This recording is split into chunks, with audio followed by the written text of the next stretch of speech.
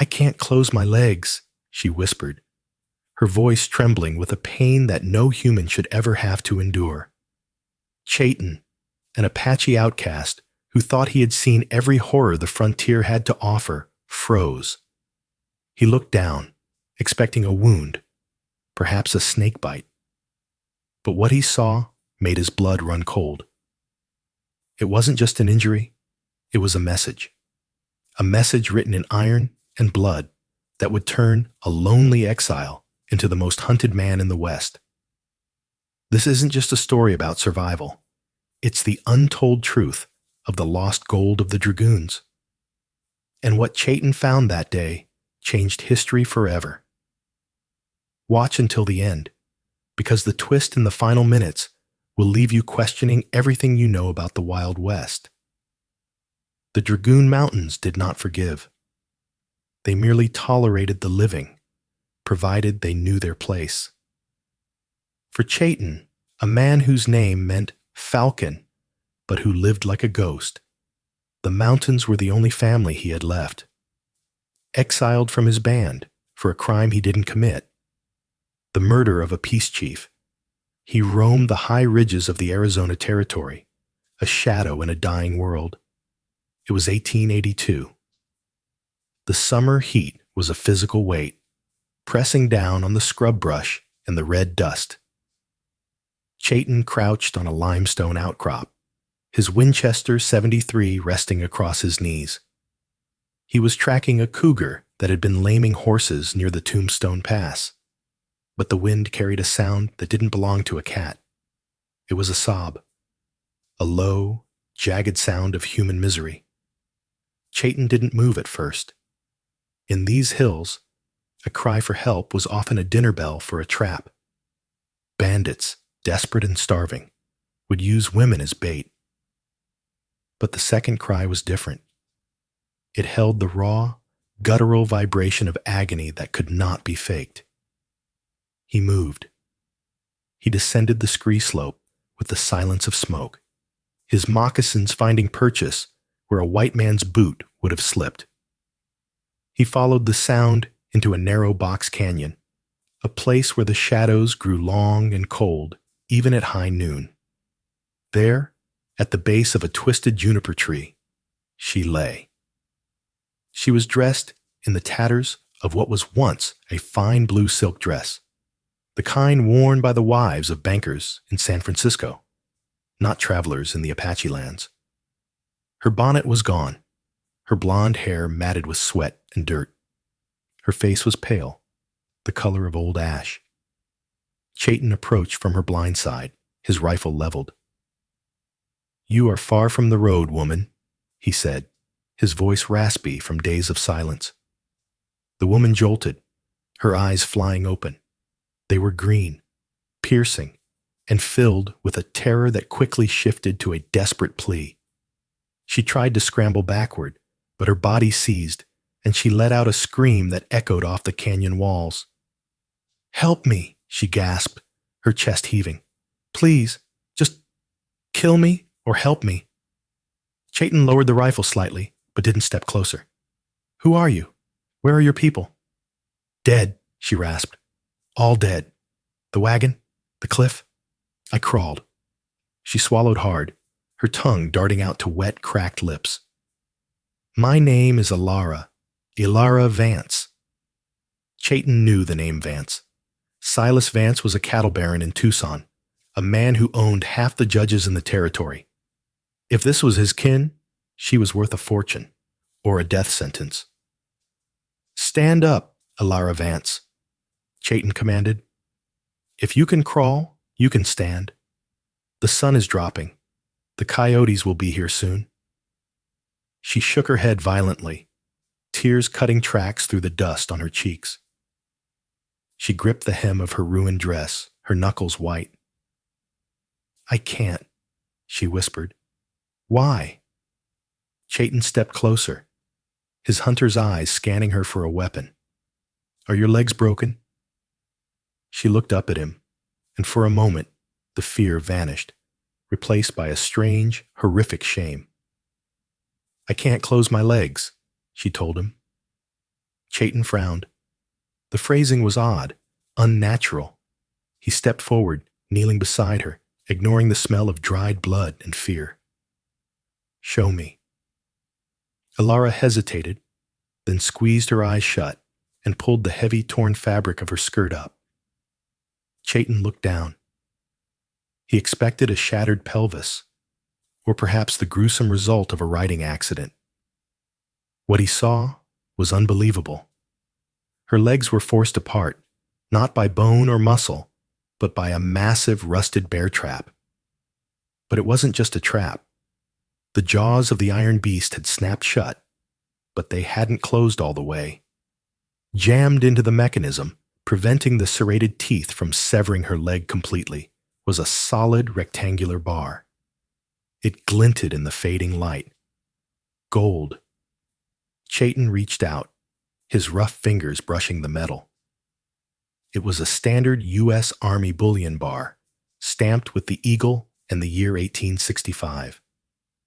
She had stepped into the trap, and in a 1-in-a-million stroke of luck, or curse, the heavy bar she had evidently been carrying in a thigh holster had fallen and wedged into the jaws. The trap had bitten into her flesh. Yes, there was blood, plenty of it. But the gold bar was the only thing keeping her leg attached to her body. She couldn't close her legs because a 20-pound bar of stolen Confederate gold and a 40-pound iron trap were pinning her to the earth. Chayton looked up at her. The pity in his eyes vanished, replaced by a cold calculation. "You didn't crawl from a wagon crash, Alara," Chayton said softly. "You're running, and you're carrying the ghost gold of the Confederacy." Alara Vance opened her eyes. The helpless victim was gone. In her place was a woman with eyes as hard as flint. "Are you going to help me, Apache? Or are you going to stand there until Silas Thorne finds us both?" The name Silas Thorne hung in the air, like the smell of ozone before a storm. Thorne wasn't just a marshal. He was a hunter of men, a man who had scalped more Apaches than the cavalry. If Thorne was tracking her, Chayton was already in danger just by breathing the same air. "Thorne is coming?" Chayton asked, his hand hovering over the trap. "He's an hour behind me." "Maybe less," Alara hissed through gritted teeth. "He wants the bar, and he wants me, in that order." Chayton analyzed the trap. It was an old design, used for grizzlies up in the Rockies. The spring tension was immense. If he tried to pry it open and slipped, the jaws would snap shut with enough force to shatter the gold bar and Alara's femur instantly. "I need leverage," Chayton muttered. He pulled his knife, a heavy Bowie blade he'd taken off a dead soldier years ago. "This will hurt." "Everything hurts," Alara said. She leaned back against the tree, gripping the roots. "Just get it off." Chayton worked quickly. He knew he couldn't just pry the jaws. He needed to disable the spring. He gathered heavy stones from the creek bed, wedging them under the trap to stabilize it. "Hold still," he commanded. He jammed the tip of his Bowie knife into the release catch, but it was rusted solid. He would have to force the jaws wider to release the gold bar, then pull her leg free before it snapped back. "When I say move, you pull your leg. Do not hesitate," Chayton said, his face inches from the deadly iron. "If you hesitate, you lose the foot." Alara nodded, sweat dripping from her nose. "Do it." Chayton placed his hands on the upper jaws of the trap. He took a deep breath, channeling the strength of his shoulders, his back, his very spirit.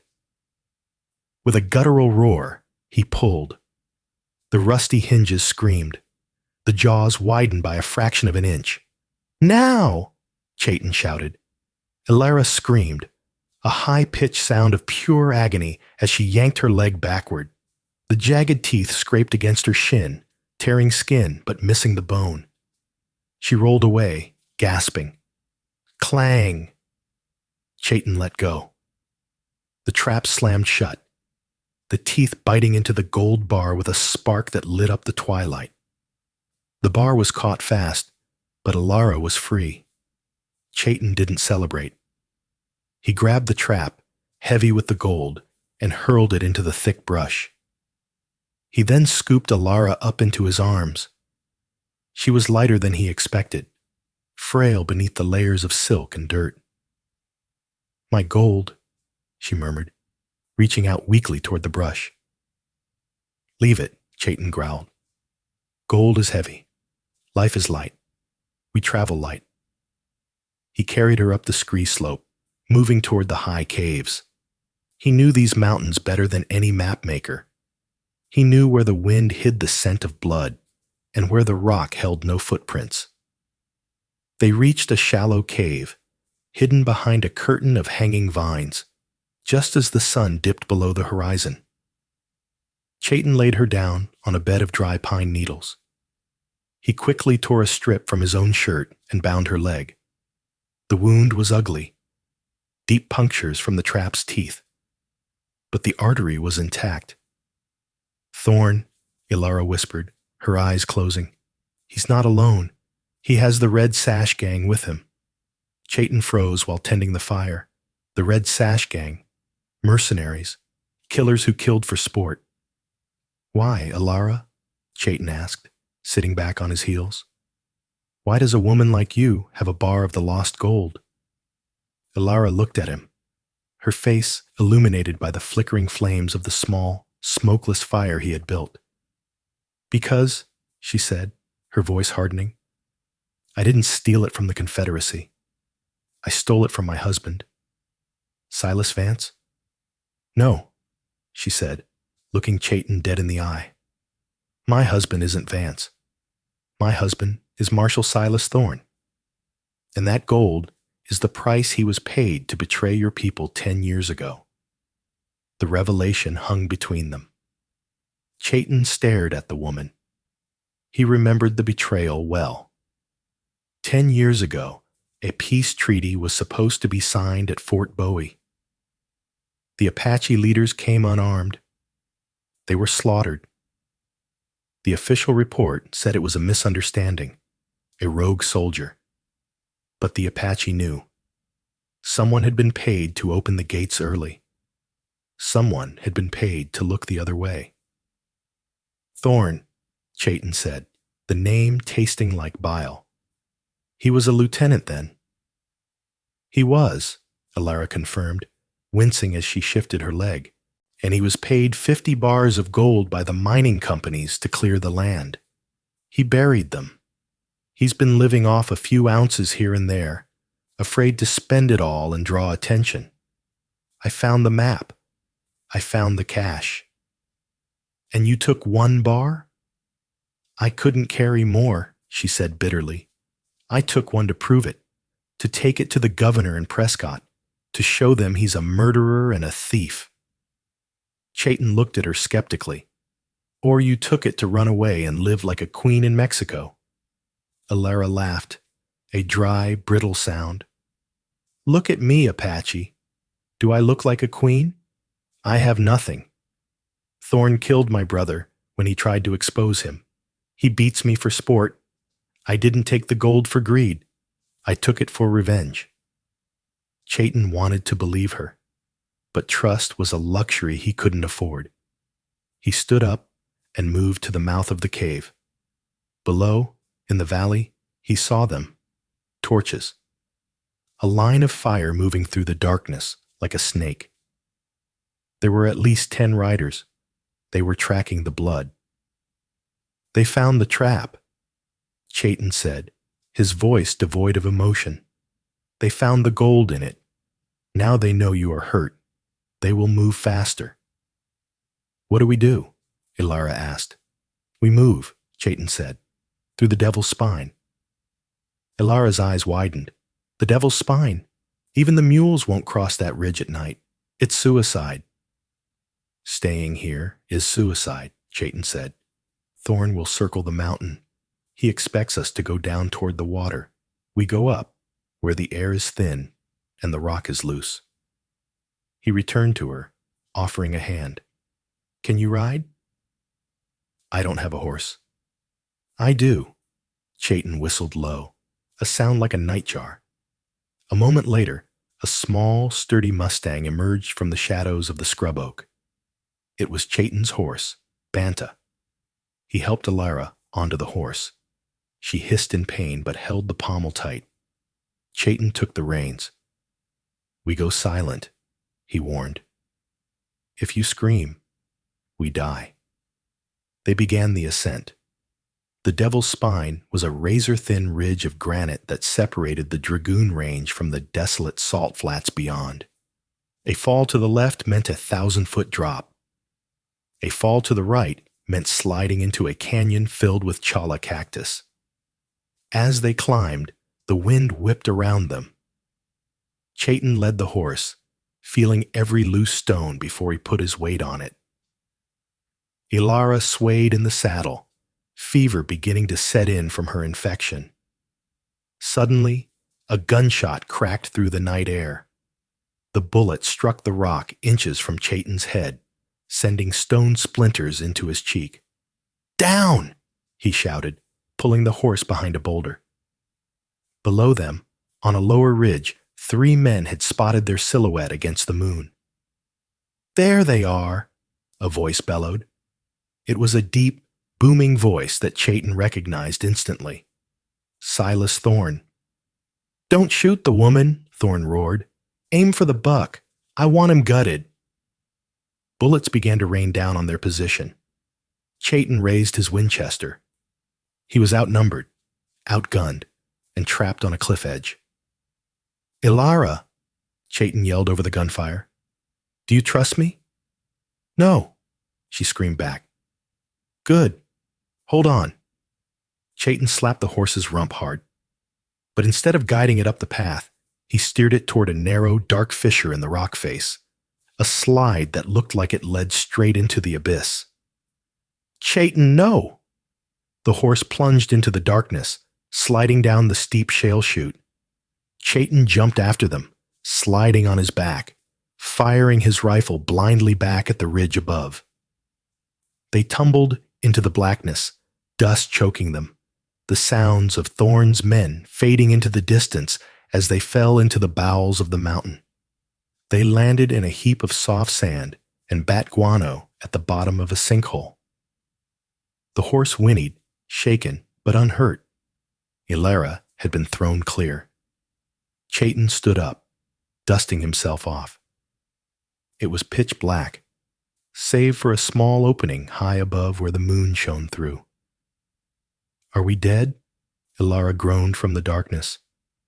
Not yet, Chayton said, striking a match. The flame flared to life, illuminating the cavern. Chayton froze. The light didn't just reveal walls. It reflected off something. Rows and rows of stacked crates. Alara gasped, limping into the light. She brushed the dust off one of the crates. It was stamped with the seal of the U.S. Army. My God, she whispered. They hadn't just escaped. They had fallen right into Silas Thorne's main vault. They were standing in a room with the rest of the 50 bars of gold. We found it, Alara said, her eyes wide with greed and terror. No, Chayton said, listening to the distant sound of voices echoing down the shaft they had just fallen through. We just trapped ourselves in his bank, and he has the key. The cavern was silent, save for the rhythmic dripping of water and the labored breathing of 2 hunted souls. The flickering match in Chayton's hand burned low, scorching his fingertips, but he didn't flinch. He was too busy staring at the fortune that had cost so many lives. 50 bars, Alara whispered, her voice echoing off the damp walls. Maybe more. He's been hoarding it for a decade. Every time he raided a caravan or confiscated evidence, it ended up here. It's a tomb, Chayton said, shaking the match out as it died.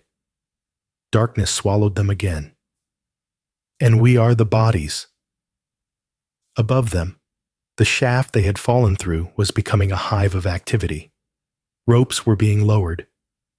Lanterns bobbed like angry fireflies. Thorn wasn't going to starve them out.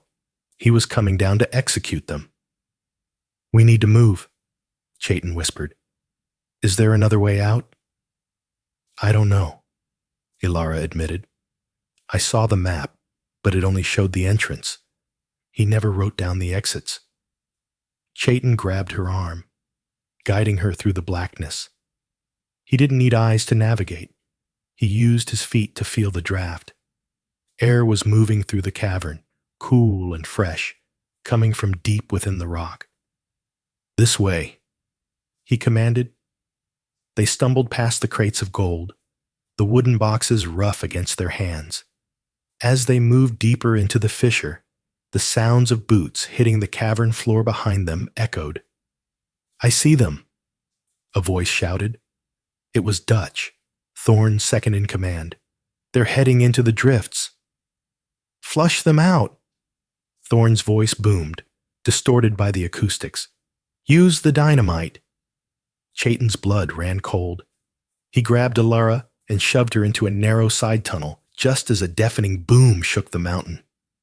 The shock wave knocked the wind out of them, and a cloud of choking dust rolled down the tunnel. Rocks rained from the ceiling.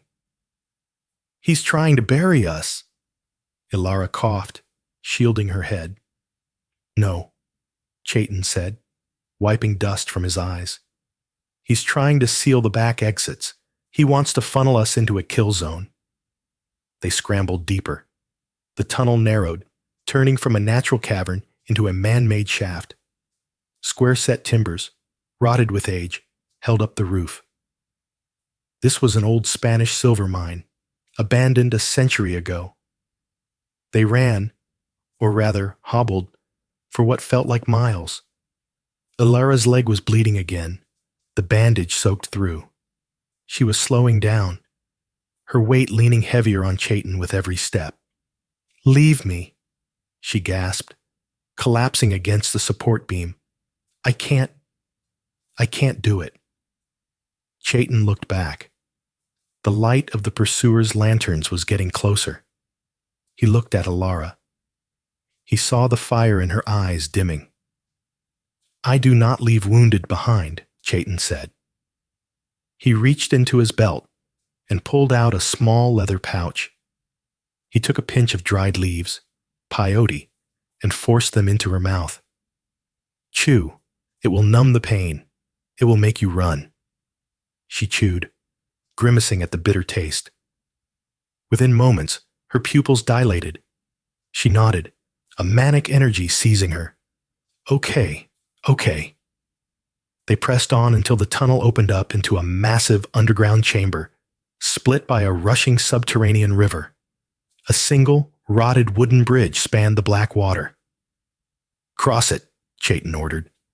As Ilara limped onto the bridge, the wood groaned. She made it halfway when a shot rang out. A bullet splintered the railing next to her hand. Chayton spun around. Dutch and two other men had emerged from the tunnel behind them. "End of the line, Falcon," Dutch sneered, raising his repeater. Chayton didn't hesitate. He didn't fire at the men. He fired at the ceiling. He aimed for a cluster of stalactites hanging directly above the tunnel entrance. The Winchester barked twice. The massive stone spikes, disturbed by the vibration and the impact, cracked and fell. They crashed down with the force of cannonballs, collapsing the tunnel entrance in a cloud of debris and crushing one of the pursuers instantly. Dutch and the other man were forced to dive back for cover. "Go!" Chayton roared. They crossed the bridge, and as soon as his boots hit the far side, Chayton pulled his bowie knife and slashed the suspension ropes. The bridge collapsed into the dark water below, cutting off the direct pursuit. "They will find another way," Chayton said, breathing hard. "But we bought an hour." They followed the river upstream, the air growing fresher until finally they saw it. A patch of stars, a natural chimney leading up to the surface. It was a hard climb, but fear is a potent fuel. They clawed their way up the rock chimney, emerging gasping and battered onto the surface. They were out of the Dragoon Mountains, but they had come out on the wrong side. They were standing at the edge of the Devil's Anvil, the flattest, hottest, most desolate stretch of salt flat in the territory, and the sun was just beginning to rise. The sun in the Arizona Territory is not a celestial body, it is a hammer. By noon, it was beating down on the Devil's Anvil with a cruelty that defied description. Chayton and Alara walked. They had no water. They had no horses. They had one rifle, 6 bullets, and a knife. Ilara's dress was shredded to her knees, wrapped around her feet to protect them from the scorching salt crust. Her leg was swollen to twice its size, the infection from the rust and the trap spreading. The peyote had worn off, leaving her in a delirium of fever. "He's coming," she mumbled, stumbling. "Silas, he has eyes in the hawks." "Save your breath," Chayton rasped. His lips were cracked and bleeding. He scanned the horizon. Nothing but shimmering heat haze. They needed shelter. Chayton knew of an old mission, ruins about 5 miles east, near a dried-up creek bed. Sometimes there was still water in the deep well there. Just a little further, Chayton lied. They reached the mission ruins by late afternoon. It was a crumbling adobe skeleton, the roof long gone, the bell tower a jagged finger pointing at the accusing sky. But inside the courtyard, there was shade. Chayton rushed to the well. It was dry. He slammed his fist against the stone wall. Dust fell. He looked at Alara. She had collapsed in the corner, her skin burning hot to the touch. She was dying. "Water," she croaked. Chayton looked at the cactus growing near the wall. He sliced open a barrel cactus, digging out the pulp. It was bitter and slimy, but it was wet. He squeezed the moisture into her mouth. "Chayton," she whispered. Her eyes lucid for a moment. "Why? Why what? Why help me? My husband, he killed your people. I am the wife of the devil." Chayton sat beside her, checking his rifle. "You are not your husband, and the wolf does not blame the sheep for the shepherd's cruelty." "I have a secret," she whispered, gripping his wrist. The gold in the trap. It wasn't the only thing I took." Chayton frowned. "What?" "I took his ledger," she said, tapping her bodice. "Sewn into my corset. It has the names. The senators, the generals, everyone who bought the stolen gold. That's why he's hunting me. The gold he can replace. The book. The book hangs them all." Chayton stared at her. This woman, broken and bleeding, was carrying a weapon more powerful than a cannon. Suddenly, Chayton's head snapped up. He felt it before he heard it. A vibration in the ground. Hoofbeats. Many of them. He crawled to the window of the mission. Through the heat haze, he saw a dust cloud approaching. Thorne hadn't given up. He had tracked them across the salt flats, and he had brought the entire Red Sash gang, at least 20 riders. "They are here," Chayton said, his voice calm. Alara struggled to sit up. "Give me the gun." "No," Chayton said. "You can't aim. I will hold them." "There are too many," she cried. "Then I will make them pay for every step," Chayton said. He began to move around the ruins, positioning loose rocks, creating firing lines. He was an Apache warrior. This crumbling building was not a trap. It was a fortress. He looked at Alara one last time. "If they breach the wall, destroy the ledger." She nodded, tears streaming down her dust-caked face. Chayton took his position in the bell tower. He chambered around. He waited. The silence of the devil's anvil was heavy, a physical weight that pressed against the eardrums. In the distance, the shimmering heat waves distorted the horizon, turning the scrub brush into dancing ghosts. Inside the crumbling remains of the San Cristobal mission, the air was stagnant, smelling of ancient dust and the metallic tang of fear.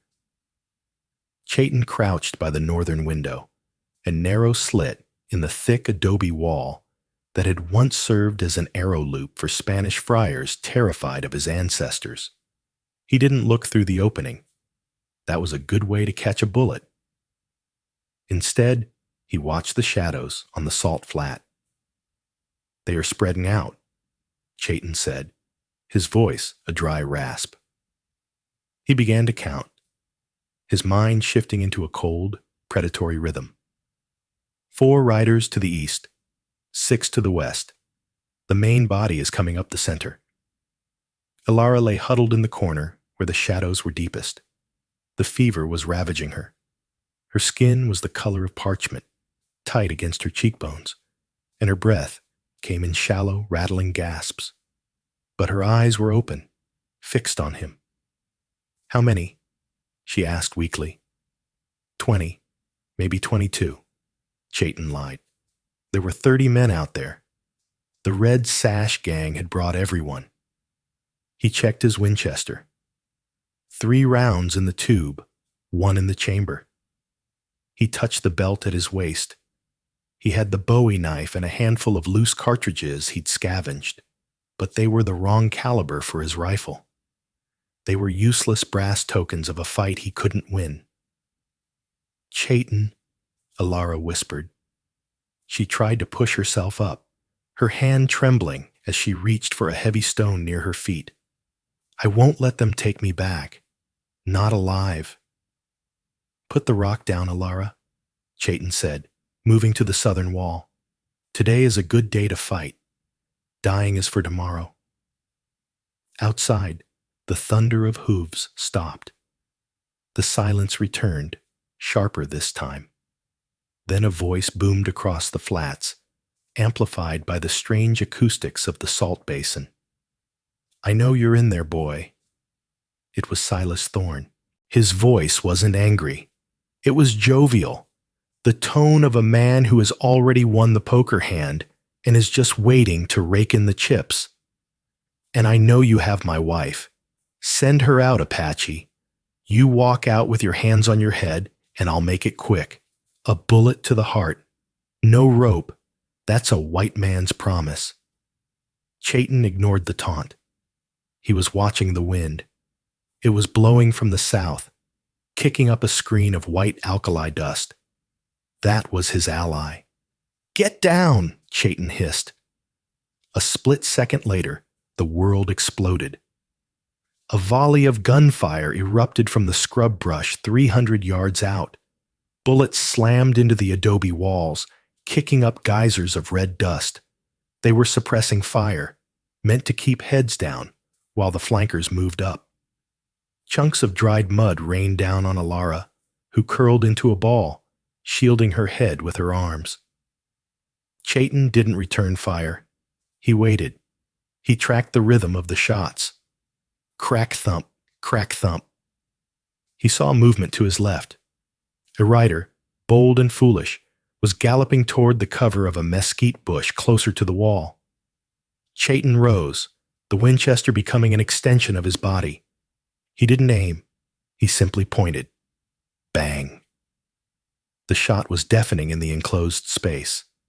The rider didn't fall, but his horse reared violently, struck in the shoulder. The horse collapsed, throwing the man into the hard-packed salt. The rider scrambled backward on hands and knees, screaming for cover. "Don't shoot the horses, you savage!" a voice yelled from the gang's line. "Then stop riding them into my sights!" Chayton roared back. He ducked as a fresh hail of lead chipped away the window frame inches from his face. He moved. He never stayed in the same spot twice. He scrambled over a pile of collapsed roof beams to the eastern wall. He found a gap in the bricks and peered out. 2 men were sprinting toward the old cemetery wall, trying to get an angle on the mission's open roof. Chayton breathed out, steadying his heart rate against the adrenaline flooding his veins. He squeezed the trigger. Click. A misfire. The old ammunition had failed him. Damn, he cursed in his native tongue. He racked the lever violently, ejecting the dud cartridge and chambering the next. He fired again. The lead runner stumbled, clutching his thigh, and fell face first into the dirt. His partner abandoned him, diving behind a tombstone. That's 2, Chayton muttered. But the math was against him.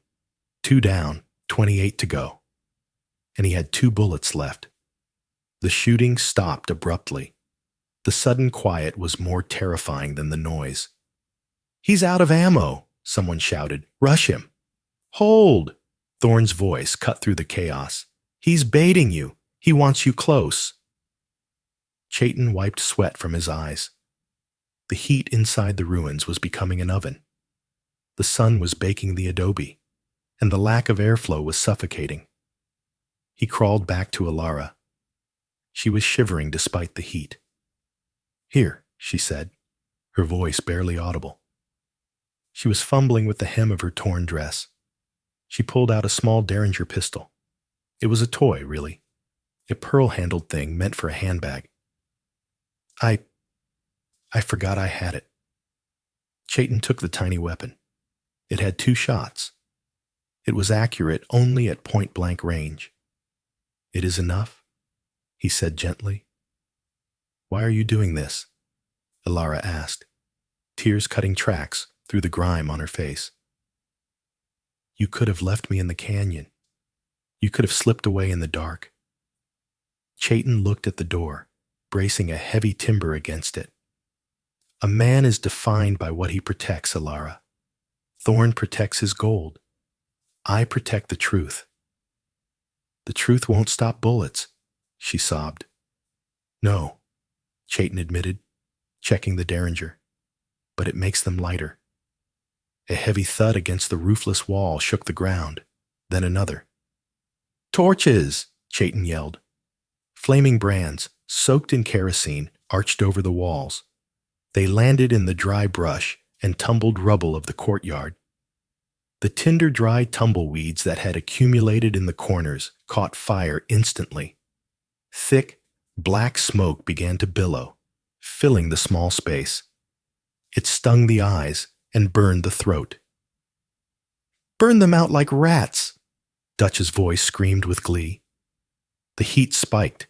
The fire was growing, eating the wooden support beams that still held up the partial roof. "We have to move," Chayton coughed, pulling Alara up. "Where?" she choked. "There is nowhere." "The bell tower."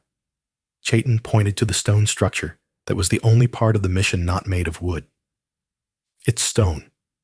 It won't burn." He half carried, half dragged her through the smoke. The courtyard was an inferno now. Through the haze, he saw shadows vaulting the rear wall. They were breaching the perimeter. Chayton shoved Alara into the base of the tower. "Stay down. Don't shoot until you see the whites of their eyes." He turned back to the smoke. 3 men emerged from the gray curtain, bandanas over their faces, guns drawn. Chayton didn't have a shot. He threw the empty Winchester at the first man, the heavy rifle spinning through the air and cracking the mercenary across the bridge of the nose.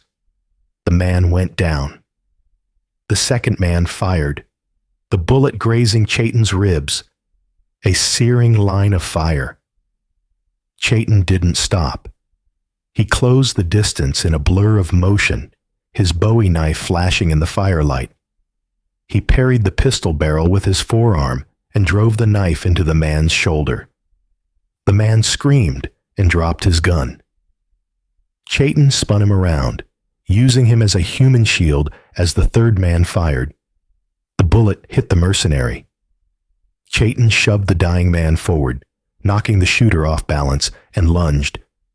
It was a brutal, ugly fight. There was no grace in it. It was knees and elbows, dust and blood.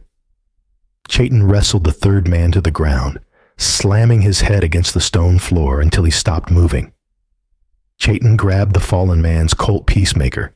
6 shots, a fortune. He stood up, chest heaving, blood dripping from his side. The smoke was clearing slightly as the roof finally collapsed inward, sending a shower of sparks into the twilight sky.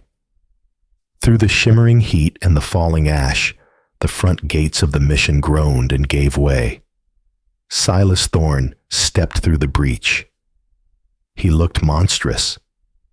He wore a long duster coat that swirled around his ankles, and in his hands he held a massive Sharps buffalo rifle.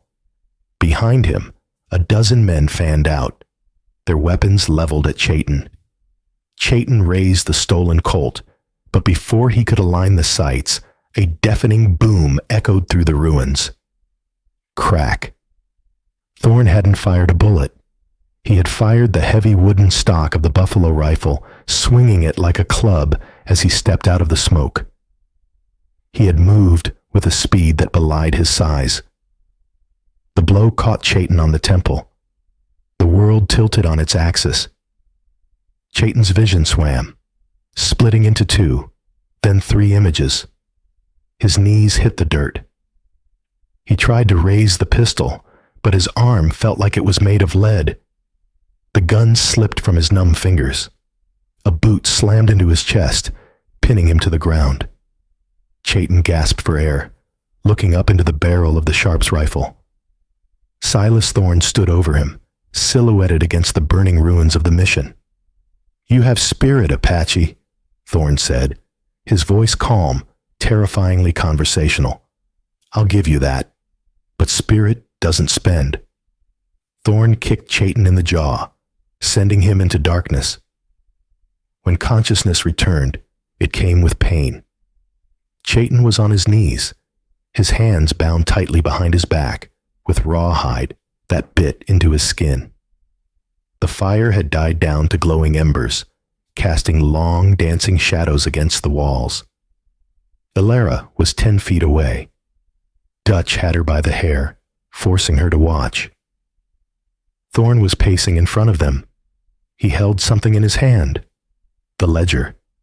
The book Ilara had carried through hell. "You know," Thorne said, flipping through the pages, "this is a very dangerous book. Names of senators, judges, even a general or 2. If this got out, the whole territory would hang."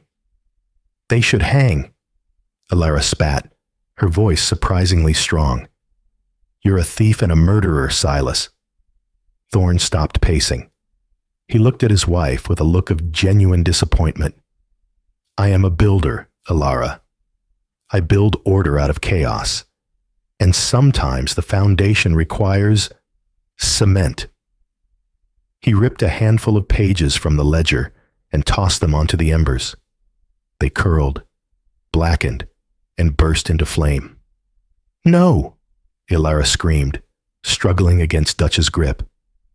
"Watch it burn," Thorne commanded softly. He tossed the rest of the book onto the fire. Chayton watched the ink disappear.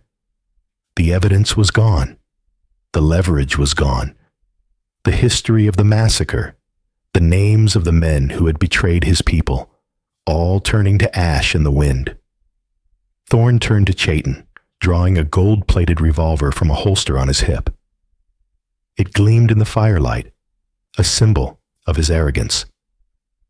"And now, the loose end," Thorne said, cocking the hammer. The mechanical click was loud in the silence. He pressed the cold barrel against Chayton's forehead. "Any last words, Falcon?" Thorne asked, a cruel smile playing on his lips. "Make them good. I might even put them on your tombstone. If I decided to give you one." Chayton looked into the eyes of the man who had hunted him. He looked past the gun. He looked at the fire. And then His gaze drifted to the saddlebags resting near Dutch's feet. The bags that held the gold bar they had recovered from the trap. A strange calm washed over Chayton.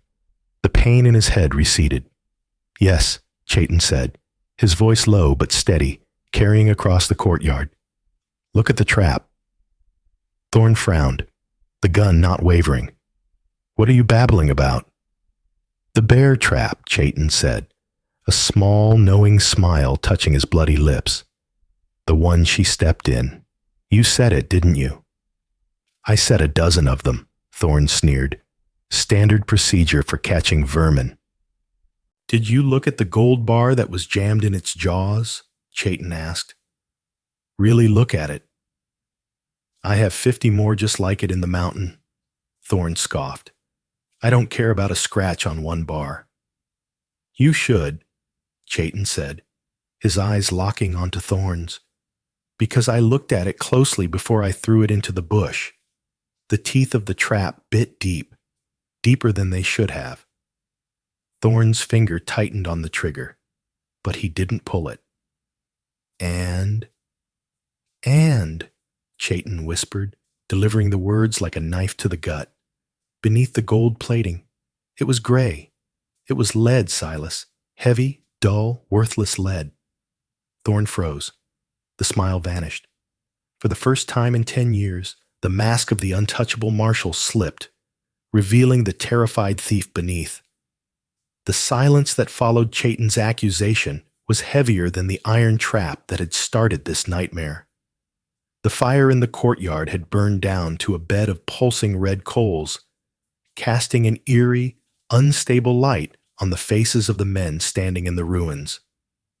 Silas Thorne stood frozen, the barrel of his gold-plated revolver still pressed against the center of Chayton's forehead. His finger was on the trigger, bleached white at the knuckle from tension, but he didn't squeeze. "Lead?" Thorne repeated, the word tasting like ash in his mouth. He laughed, but it was a brittle, nervous sound that fooled no one. "You're a desperate man trying to buy a few more seconds of air, Apache. That bullion is U.S. Army issue, stamped, weighed, and verified." "Verified by who?" Chayton asked softly. He didn't blink. He stared up the barrel of the gun, as if he were looking at a distant cloud. "By the men who sold you out? By the politicians who wanted you to bury the evidence? Think, Silas. Why would they give 50 bars of real gold to a loose cannon lieutenant when painted lead keeps him quiet just the same?" A murmur rippled through the Red Sash gang. These men were mercenaries. They didn't fight for honor, and they certainly didn't fight for Silas Thorne. They fought for the payout. If the payout was a lie, their loyalty was a vapor. Dutch, standing near the horses, shifted his weight. He looked at the heavy leather saddlebags at his feet, the bags containing the bar they had recovered from the trap in the canyon. "Boss," Dutch said, his voice rough, maybe we check." Thorne spun around, the gun leaving Chayton's head to point wildly at his second-in-command. "You take orders from him now? You take orders from a savage tied up in the dirt?" "I take orders from the money," Dutch said, his hand hovering near his own holstered knife. "And if the money is fake, we got a problem. I ain't killing a marshal's wife for a bag of fishing weights." Thorne's chest heaved. He looked at his men. He saw the doubt in their eyes. It was a contagion. If he refused to check, he looked weak. If he checked and was wrong, he was dead. But his arrogance won out. He knew he was rich. He had spent 10 years believing it. "Check it," Thorne spat, lowering his gun, but keeping it trained on Chayton. "Cut it open. Show this filth what a real fortune looks like, and then I'm going to skin him alive." Dutch knelt. The air in the mission ruins seemed to vanish, sucked out by the collective intake of breath. The only sound was the crackle of the dying fire and the rasp of steel as Dutch drew his heavy Bowie knife. He pulled the gold bar from the saddlebag. It gleamed seductively in the firelight, heavy and smooth. The 1865 stamp was crisp and authoritative. "Do it," Thorne growled. Dutch placed the bar on a flat stone. He raised the knife and brought the heavy pommel down on the back of the blade, driving the cutting edge into the soft metal.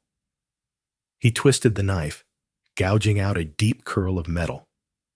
He leaned in, squinting in the dim light. He picked up the shaving. He stayed silent for a long time. "Well?" Thorne demanded, taking a step forward. "Tell them it's gold, you idiot." Dutch stood up slowly. He turned to face Thorne. In his hand, the shaving didn't glitter. It was dull, flat, gray. "It's lead," Dutch whispered. The words hit the courtyard like a physical blow. "What?" Thorne whispered. "It's lead," Dutch roared, throwing the shaving at Thorne's feet. "It's dipped lead. You dragged us out here to die for nothing. The whole damn stash is fake." Chaos erupted. The discipline of the Red Sash Gang disintegrated instantly.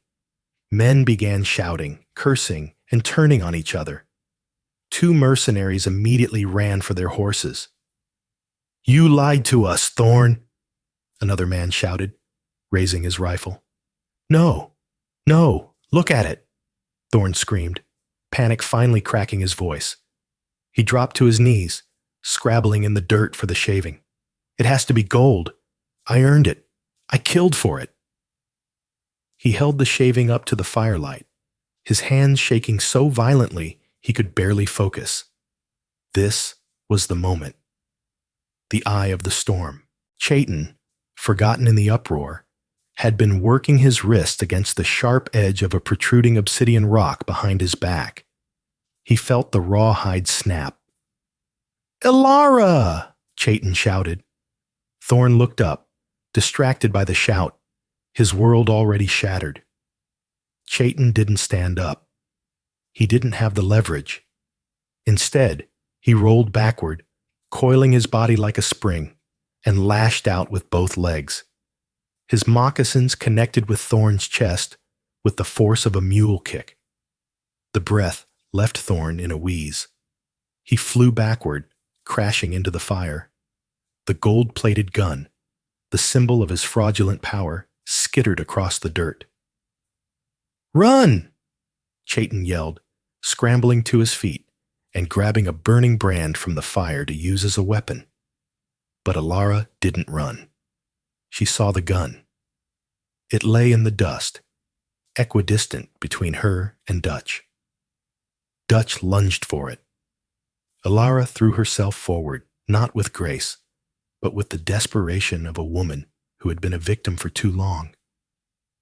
She landed hard on her injured leg, screaming in pain, but her hand closed around the hot metal of the revolver barrel. Dutch kicked at her, his boot connecting with her shoulder. "Give it here, you witch!" Elara rolled, ignoring the pain, ignoring the chaos. She brought the gun up, gripping it with both hands to steady the tremors. She didn't aim at Dutch. She aimed past him. Thorne was scrambling out of the fire, his duster coat smoking. He looked wild, a demon rising from hell. He pulled a second pistol, a snub-nosed concealable, from his belt. "I'll kill you all," Thorne shrieked. Elara pulled the trigger. Bang!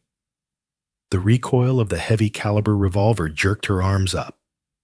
The bullet took Silas Thorne in the center of his chest. He stopped moving. The snub-nosed pistol dropped from his hand. He looked down at the hole in his coat, a look of profound confusion on his face. "Elara?" he gasped. She cocked the hammer again. Her face was a mask of tears and ash, but her hands were steady now. Bang! The second shot hit him in the stomach. Thorne collapsed backward, falling into the same dust he had forced her to crawl through. He didn't move again. Silence slammed back into the courtyard. Dutch froze. He looked at Alara, who was now pointing the smoking gun directly at his heart. He looked at Chayton, who stood beside her, holding the burning wood like a spear, ready to fight to the death. Then Dutch looked at the gold bar lying on the rock, the fake fortune. "This ain't worth dying for," Dutch muttered. He holstered his knife. He looked at the rest of the gang, who were watching with rifles lowered. "Boys, the marshal is dead. The gold is lead, and I ain't getting paid to shoot a widow." "Let's ride," one of the riders spat, mounting his horse. "This whole territory is cursed anyway." Dutch stared at Chayton for one long second. A flicker of respect passed between the mercenary and the Apache. "You got a silver tongue, Falcon," Dutch said. "Hope it keeps you warm." He turned, grabbed the reins of his horse, and swung into the saddle. Within 2 minutes, the Red Sash gang was gone, fading into the night like a bad dream. The sound of their hoofbeats was swallowed by the vastness of the Devil's Anvil. Chayton and Alara were alone. Chayton walked over to Thorne's body. He kicked the duster coat aside to ensure no hidden weapons remained. The tyrant of the dragoons was dead, his eyes staring blankly at the smoke-filled sky. Chayton then walked to Alara. She was still sitting in the dirt, the heavy gun resting on her knees. She was shaking violently now, the adrenaline crash setting in. Chayton gently took the gun from her hands. He engaged the safety and tucked it into his belt. He knelt beside her, checking her bandages. "It is done," he said softly. Alara looked at the bar of gold on the rock, the one Dutch had cut. She wiped her face with a trembling hand. "It was all a lie," she whispered, her voice hollow. "All these years, he killed my brother. He killed your people. For lead." Chayton stood up and walked over to the rock. He picked up the bar. It was heavy, dense. He picked up the shaving Dutch had cut. He held it up to the dawn light that was just beginning to bleed over the horizon. "Is it?" Chayton asked. Alara frowned. Dutch saw it. It was gray. "Dutch saw what I told him to see," Chayton said. He walked back to her and pressed the shaving into her hand. "Look closely, Alara." She looked. In the pale morning light, away from the flickering, deceptive shadows of the fire, the metal wasn't gray. It was yellow. Soft, malleable, brilliant yellow. Alara gasped. "It's gold." "Yes," Chayton said. "Pure gold." The oxidation on the surface made it look dull in the firelight, but gold is soft. When Dutch cut it, the shadow of the blade and the angle of the fire made the groove look dark. "But you told them." "I told them a story," Chayton said, a small, tired smile touching his lips. "Greed makes men blind, Alara. But fear makes them see things that aren't there." Thorne was terrified he was a fraud. Dutch was terrified he was being cheated. I just gave their fear a name. Alara looked from the gold, shaving, to Chayton's face. "You gambled our lives on a trick of the light." "I gambled on the nature of bad men," Chayton corrected. "They never trust each other. That is their weakness." He reached out a hand to her. "Come," he said. "The gold in the mountain belongs to the earth. Thorn belongs to the worms. But you belong to the living." Alara stared at the gold one last time, then dropped it into the dust next to her dead husband. It was a fortune, enough to buy a city, but it was stained with too much blood. She took Chayton's hand. He pulled her up. She swayed, her legs screaming in protest, but she stood. "I couldn't close my legs," she whispered, the memory of the trap feeling like a lifetime ago. "And now," Chayton said, supporting her weight as they turned toward the open desert and the rising sun. You can walk. They left the ruins of San Cristobal behind them. They left the 50 bars of gold in the dark caverns of the Dragoon Mountains, where they remain to this day, a cursed treasure waiting for the next fool to believe the lie. And so, the legend of the lost gold of the Dragoons was buried once again, not by rock or time, but by the choice of two survivors who knew the price was too high. Chayton and Alara vanished into history, proving that the sharpest weapon in the West wasn't a Colt revolver, but the human mind. Historians still debate the location of Thorne's cache. Some say the lead theory was real. Others believe Chayton's final trick. What do you think?